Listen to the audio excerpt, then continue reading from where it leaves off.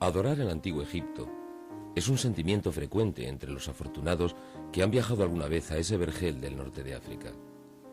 Admirar la obra de aquellos pobladores de las desaparecidas Menfis y Tebas es normal entre los amantes de la historia de las civilizaciones. Adorar y admirar el antiguo Egipto es algo lógico para cualquier persona con mente matemática. La precisión, tecnología e ingenio desplegados en muchas de las construcciones que aún hoy deslumbran en la ribera del Nilo invitan a querer descifrar o simplemente entender los métodos y razonamientos de aquellos genios del pasado. Para un amante de las ciencias, las pirámides son probablemente los monumentos que más ensoñación provocan entre tanto hito arquitectónico. Quizá porque pueden considerarse algo así como una gigantesca lección de geometría al aire libre. Pero siendo la geometría la rama de la ciencia que se ocupa del estudio de las propiedades de las figuras espaciales, el principal dato que deberá acompañar siempre a toda representación geométrica es la cota, la medida de cada línea trazada. Pues bien, ¿cuál era la unidad de medida utilizada por los técnicos egipcios para acotar sus representaciones geométricas? Curiosamente, para algo tan básico no hay una clara respuesta. En la actualidad, el metro es el patrón de medida más universal. Lleva vigente desde 1795. Obviamente, los antiguos egipcios utilizaron un patrón diferente. En los libros de historia se habla de una unidad generalmente más pequeña que el metro, a la que se le denomina codo. Pero los historiadores, ajenos al rigor semántico propio de cada época y zona, denominan codo a prácticamente todas las unidades de medida de los pueblos antiguos. Y así, entre muchos otros, existen los codos mesopotámico, persa, griego, romano, marroquí y ceilandés. Incluso se documenta un codo castellano, dividido en 31 dedos, con el que presumiblemente se diseñó en España el monasterio del Escorial. El codo egipcio, en cualquier caso, se representa mediante un jeroglífico cuya imagen es el tramo de brazo que va desde la punta de los dedos hasta el codo. Los egipcios lo llamaban meh. Siempre pensé que resultaría esperable que al menos durante la irrepetible dinastía de Snefero y sucesores los técnicos hubiesen usado un sistema estable de medidas. Además, estos técnicos, Rahetep, Canefer, Genion, tenían relación de parentesco familiar, no solo entre sí, sino incluso con los propios faraones. Por tanto, es lógico pensar que los métodos, los criterios constructivos, los instrumentos y, por supuesto, las unidades de medida fueran mantenidos a lo largo de las sucesivas edificaciones de los faraones Sneferu, Keops, Kefren y Micerinos. La extensa bibliografía sobre el antiguo Egipto describe un codo real o codo largo de una longitud variable a lo largo de toda su historia dinástica. Hoy conocemos con total exactitud el codo utilizado en la tercera y cuarta dinastías. Era un codo de 524 milímetros, divisible en 28 fracciones denominadas dedos. Pero la realidad es que si se utiliza el codo real para acotar el exterior de las grandes pirámides, se observa una incoherencia respecto de los valores presumiblemente esperables para la planificación de semejantes obras. La Gran Pirámide de Keops es una edificación extremadamente perfecta, en la que rara vez se encuentra una imprecisión notable en sus medidas. Está perfectamente nivelada, perfectamente orientada al norte geográfico, y tras casi 5.000 años, entre los 4 lados de la base, la máxima diferencia observable no supera los 3 centímetros. Imaginaba a Genionu presentando su proyecto de pirámide a Keops. Imaginaba a Genionu describiendo a Keops la magnitud de los lados y la altura de la que sería la mayor de las pirámides de todo Egipto. El problema de esta escena es que, utilizando el codo real de 524 milímetros, la altura de la Gran Pirámide resultaría ser de 279,7 codos y su lado de 439,6 codos. Debería imaginar y admitir que Genionu explicó a su faraón Dios que iba a construir una pirámide de más o menos 280 codos de alto por más o menos 440 codos de lado. Quizás sí. Los lados norte y sur de la Gran Pirámide de Keops miden en la actualidad 230,364 y 230,365 metros respectivamente. Los lados este y oeste se escapan a 230,319 y 230,342 metros. Estas medidas dan como resultado un lado medio de 230,348 metros, así que, suponiendo que la frecuente actividad sísmica no haya conseguido variar la estructura original, en el peor de los casos, los antiguos técnicos egipcios cometieron un error de 2 dedos en una construcción de sillería caliza de longitud equivalente a casi 2 campos y medio de fútbol. Aunque para mí estaba claro que además del conocido y documentado codo real, tendría que existir un codo técnico adicional, usado por los geniales arquitectos de aquella época dorada, para cuadrar al centímetro aquellas maravillosas construcciones.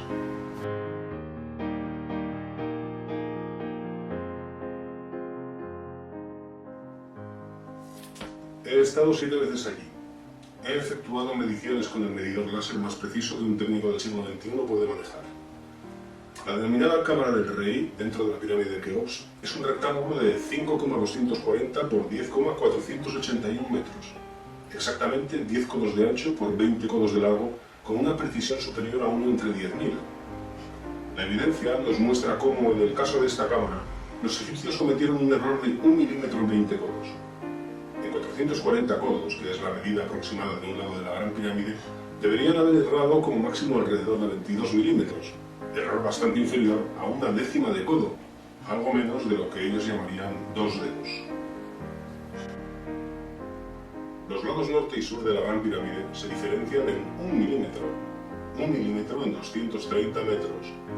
Si los técnicos egipcios hubiesen utilizado el codo real para acotar el lado de la Gran Pirámide, teniendo en cuenta la precisión con la que sabemos que trabajaban, la medición actual no debería ser inferior a 439,9 codos. Por eso decidí analizar informáticamente todos los datos relativos a las dimensiones de las pirámides de la Cuarta Dinastía, con el fin último de dar con ese codo técnico perdido. Santos Laserna lleva 30 años diseñando profesionalmente programas informáticos para la construcción. A partir de la información extraída de decenas de libros sobre Egipto, de Internet, de sus colecciones de vídeos y de infinidad de revistas específicas sobre el tema, se propuso elaborar un programa que buscase un patrón de medida consistente con los datos que se dan como buenos para las dimensiones de varias de las pirámides de la Cuarta Dinastía. Tras unos días de intenso trabajo, aparecieron los primeros resultados, que resultaron ser decepcionantes. Había procesado todas las medidas que hoy se consideran como más válidas o contrastadas en las 5 pirámides más grandes y mejor conservadas de Egipto. El resultado era desastroso. No había un patrón de medida preciso.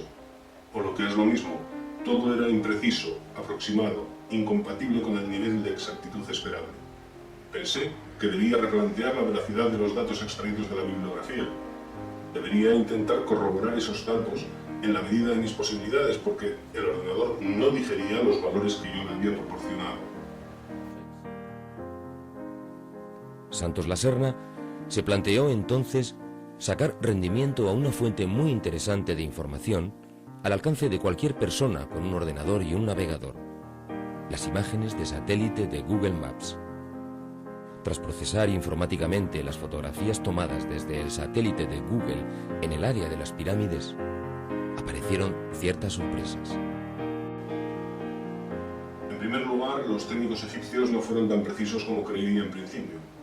Si bien la Gran Pirámide de Keops es una indudable maravilla desde el punto de vista de la exactitud, las otras 4 pirámides analizadas presentan fallos en su geometría que no sabría calificar. Los defectos encontrados por Santos Laserna no aparecen documentados en ninguna de las fuentes consultadas. En el área de Giza, por ejemplo, la pirámide de Micerinos, Menkaura, presenta inexactitud en todos sus lados, cuando la bibliografía solo nos habla de diferencias entre los lados norte-sur y los lados este-oeste. Pero lo más llamativo es que la pirámide de Kefren presenta una evidente desviación en su lado norte, que afecta asimismo al lado este. Desde el satélite se pueden observar diferencias de longitud del orden de 4 metros entre sus lados norte-sur y los lados este-oeste. Diferencias estas tampoco documentadas en ningún libro. La realidad del análisis informático de las imágenes de satélite demuestra que, a excepción de la Gran Pirámide, el resto de pirámides presenta anomalías constructivas respecto de lo que consideramos una pirámide perfecta. Tengo la duda de que sean imperfecciones. Podrían ser alteraciones previstas sobre el diseño original, ya que todas siguen un esquema de variación parecido que afecta a los lados norte y este. En cualquier caso, la geometría de 4 de las 5 pirámides no corresponde con la geometría de una pirámide perfecta, por lo que nos encontramos con un evidente fallo en las cifras que presentan las fuentes documentales actuales.